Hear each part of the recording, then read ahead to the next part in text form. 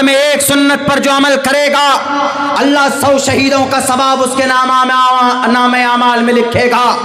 और सुन लो दंगाइयों, हम जो टोपी सर पर रखते हैं नबी की सुन्नत को जिंदा करने के, अभी 1.5 हफ्ता पहले मुंबई की धरती पर एक मजदूर आदमी 60 साल 65 साल उम्र होगी उनकी, उनको पकड़कर उनके दाढ़ी को मारा गया, दाढ़ी को पकड़कर। मेरे ख्याल से भारत के अंदर शायद हर दिन ऐसे वारदात होते हैं जो सोशल मीडिया में नहीं आता। मोहम्मद रसूलुल्लाह जंग के मौके पर भी बूढ़ों को, बच्चों को, औरतों को इज्जत और सम्मान देते थे। ताकत के नशे में धुत होकर कुर्सी इख्तिदार पर बैठे हुए लीडर ये लोग, जिनकी दंगाई लोग, जिनकी इशारे के ऊपर दंगा होता, इस देश में दंगा कराते हैं। ये आशिक रसूल, दीवानाने रसूल, इनकी टोपी और दाढ़ी टोपी हम किस लिए ओढ़ते? ये हमारे नबी की सुन्नत है और हम इसलिए ओढ़ते हैं कि इससे हमको कोई शरीयत कानून नाफिज नहीं करना, बल्कि अल्लाह के नबी का फरमान है, मन अहया सुन्नती इंद फसादी उम्मती फलहु अज्रु मियति शहीद। इस वक्त में एक सुन्नत पर जो अमल करेगा अल्लाह 100 शहीदों का सवाब उसके नामे आमाल में लिखेगा। और सुन लो दंगाइयों, हम जो टोपी सर पर रखते हैं नबी की सुन्नत को जिंदा करने के लिए, अपनी शक्ल में हम जो दाढ़ी बढ़ाते हैं नबी की सिर्फ सुन्नत जिंदा करने के लिए, किसी के ऊपर अपनी शरीयत को थोपने के लिए नहीं। आप भी अगर अपने माथे पर तिलक लगाते हैं तो हमको उससे कोई एतराज नहीं, क्योंकि हिंदू भाइयों का कल्चर, हिंदू भाइयों का उनका ग्रंथ सनातन धर्म में कहा गया। लेकिन आप हमारी टोपी पर, आप हमारी दाढ़ी के ऊपर, आपके पेट में दर्द होते हैं, नहीं होना चाहिए।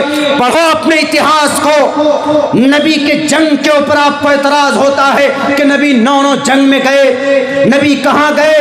नबी जंगे ग़ज़वे खंदक में गए, नबी ग़ज़वे बदर में गए, जंगे उहद में गए, तो आपके पेट में दर्द होता है। पढ़ो ना महाभारत को, महाभारत का जो सबसे बड़ा जो गीता बनाया गया, महाभारत के 18 पर्व महाभारत के अंदर, महाभारत का जब रचना किया गया वेद व्यास जी ने, उसी महाभारत का जो गीता लिखा गया महाभारत से अलग करके, इसका जो सबसे बड़ा जो पर्व है उसी पर्व को, उसी कांड को, उसी अध्याय को गीता कहा जाता। उसी गीता के अंदर महाभारत की सारी तारीख लिखी हुई है। आपकी गीता के पहले अध्याय के पहले मंत्र में लिखा हुआ, धर्म क्षेत्रे कुरुक्षेत्रे समवेता युत्सवः मामका पांडवाशय किम कुर्वत संजय। कौन कह रहा? धर्म क्षेत्रे, गीता का पहला मंत्र लड़ाई से शुरू, गीता का पहले अध्याय का पहला श्लोक के अंदर झगड़ा, लड़ाई, धर्म की बात कही गई।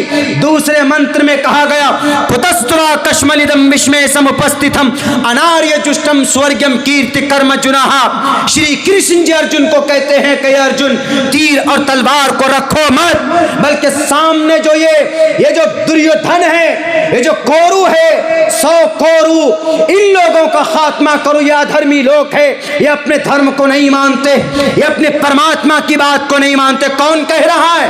कृष्ण जी जो खुदा है, भगवान है। जब गीता के अंदर अर्जुन को लड़ाया जा सकता है तो प्रॉफेट मोहम्मद रसूलुल्लाह को जालिमों के सामने अगर नबी अपने कौम की, इंसानियत की हिफाजत के लिए तलवार बुलंद करते हैं तो लाल बुझक्कर बताओ तुम्हारे पेट में क्यों दर्द होता? जब वहां अर्जुन लड़ाई करते हैं तो आपके पेट में दर्द नहीं होता। यहाँ मोहम्मद रसूलुल्लाह अगर जंगे बद्र में हिस्सा लेते हैं तो आपके पेट में दर्द होना चाहिए? नहीं होना चाहिए।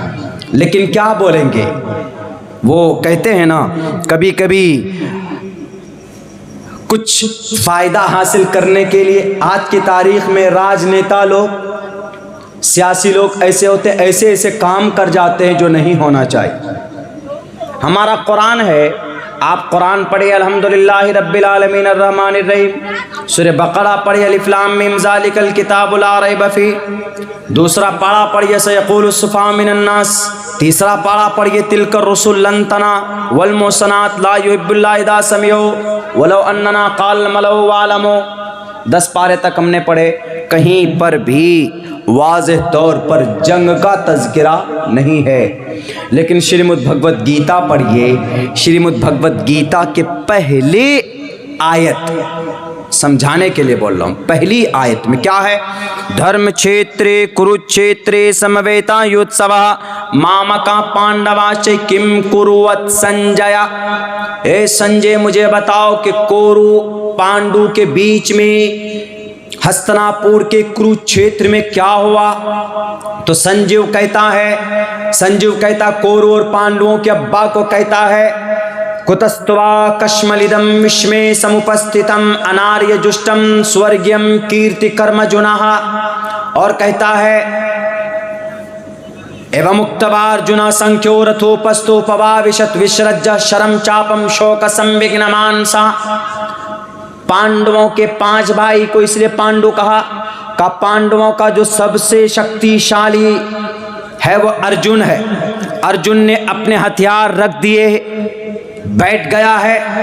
वो हस्तिनापुर के उस कुरुक्षेत्र में लड़ाई नहीं करेगा, क्योंकि उसके सामने में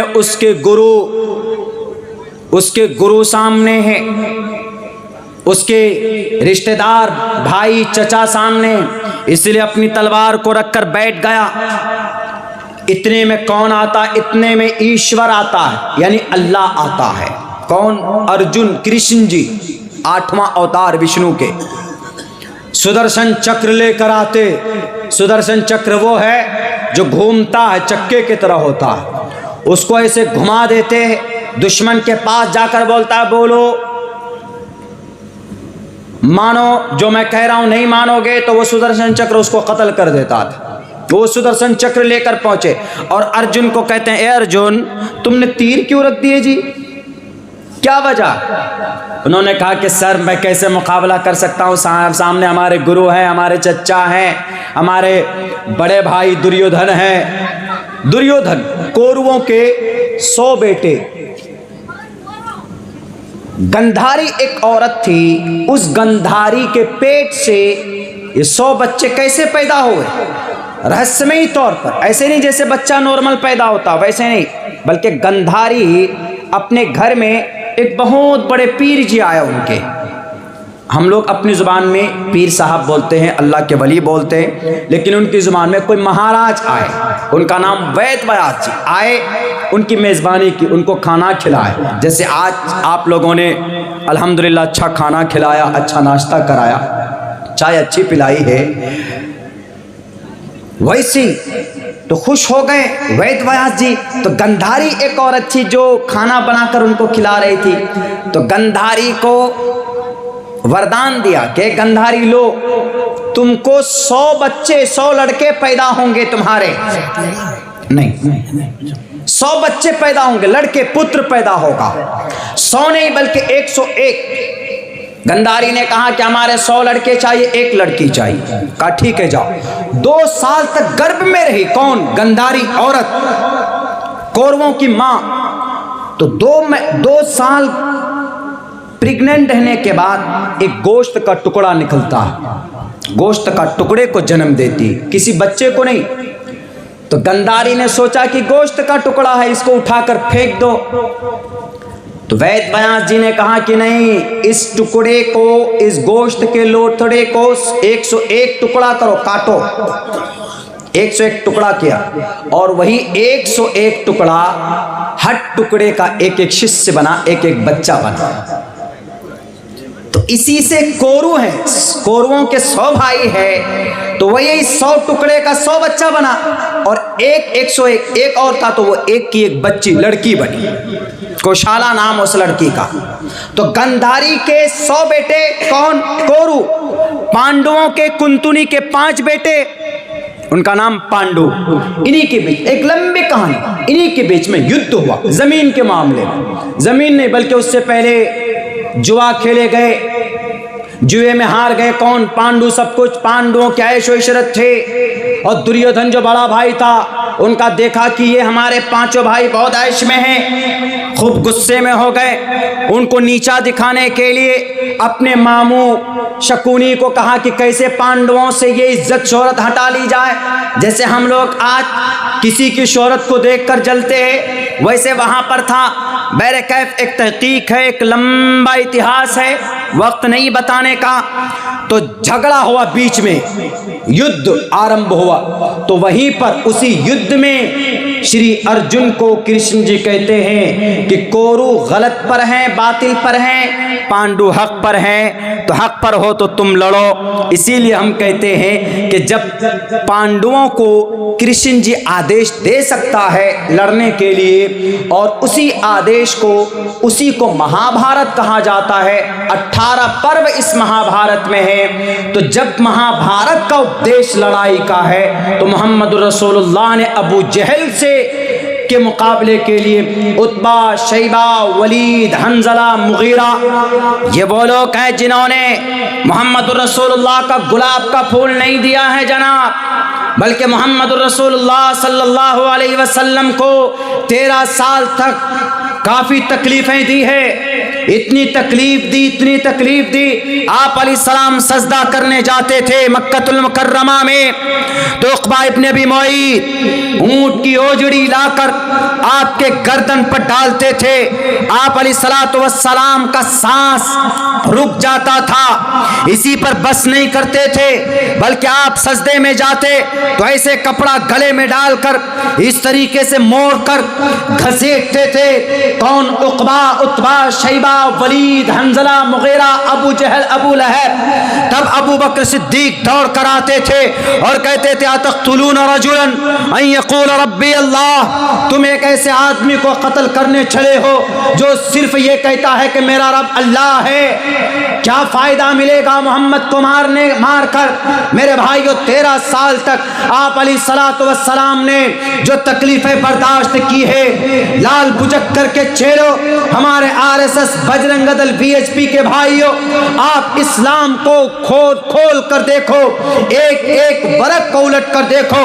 13 साल तक मोहम्मद रसूलुल्लाह ने जो तकलीफें बर्दाश्त की है, आप उनका 1/4 हिस्सा आपने कोई बर्दाश्त नहीं की। उसके बावजूद भी आपने किसी को मारने का हुक्म नहीं लगाया, आपने किसी पर तलवार चलाने का आर्डर नहीं दिया, बल्कि शुक़बा शैबा अबी तालिब में नबी पाक अलैहिस्सलाम का 3 साल तक का बाइकाट किया गया था। खाने पीने के सब कुछ खत्म हो गए थे। बच्चे भूख से तड़प तड़प कर दम तोड़ने पर मजबूर हुए। माँ चीख चीख कर मरने पर मजबूर हो गई। सहाबी के पास रोटी नहीं, चावल नहीं, आटा नहीं, दरख्त के पत्ते चबा चबा कर 3 साल तक की अपनी जिंदगी गुजारी है। तब भी आप अलैहिस्सलाम ने तलवार नहीं उठाया था। मेरे भाइयों, हजरत जुबैर की आंखें निकाल दी गई थी। मुशरिकीन मक्का, कुफ्फार मक्का ने इतना जुल्म किया था, तब भी आप अलैहिस्सलातु वस्सलाम ने किसी के ऊपर तलवार उठाई? आपने किसी से लड़ने का ऑर्डर दिया? नहीं दिया। तब भी आप हर किसी को माफ करते रहे। आप जाते थे, रास्ते में कांटे बिछाया जाता था, ऊपर से पत्थर का चट्टान आपके ऊपर कोरा करकट डाला जाता था। आप अलैहिस्सलातु वस्सलाम ने किसी को भी अपने दिल से, किसी को भी अपने मन से बद्दुआ नहीं की। आप अलैहिस्सलाम सिर्फ ये कहते थे अल्लाहुम्मा हदी कौमी फइन्नहुम ला यालमून, ए अल्लाह मेरी उस कौम को तो हिदायत दे, मैं ये कौम मुझे नहीं जानती है। जिब्राइल आते हैं बाज़ मौक़ों पर और कहते हैं कि मोहम्मद इशारा तो करो, इन लोगों को दोनों पहाड़ों के बीच में गाजर मूली के तरह इनका कीमा बना दिया जाएगा, इनका आटे के तरह पीस दिया जाएगा। मोहम्मद रसूलुल्लाह कहते हैं कि जिब्राइल ऐसा नहीं हो सकता, मैं दुनिया के लिए जालिम बनाकर नहीं भेजा गया, मैं पूरी दुनिया के लिए रहमतुल लिल आलमीन बनाकर भेजा गया। नारे तकबीर, इतना नारे तकबीर, नारे तकबीर। मेरे भाइयों, इतना जुल्म हुआ, उसके बावजूद भी आप खामोश। मोहम्मद रसूलुल्लाह है कोई माय का लाल? 10,000 जवानों की ताकत। अगर आज आपको रास्ते पर कोई, आप कहीं बैठे आकर के एक थप्पड़ मार दे तो पता आप उसका सर फोड़ देंगे। मुझे क्यों मारा? एकदम पता नहीं क्या कर देंगे आप। लेकिन वो तो ज़र्फ था मोहम्मद रसूलुल्लाह का, इतनी सहन शक्ति आप अलैहिस्सलाम के अंदर थी कि आप अलैहिस्सलातु वस्सलाम फ़ौरन रिएक्ट नहीं करते थे, बदला नहीं लेते थे, आप माफ़ करते थे, माफ़।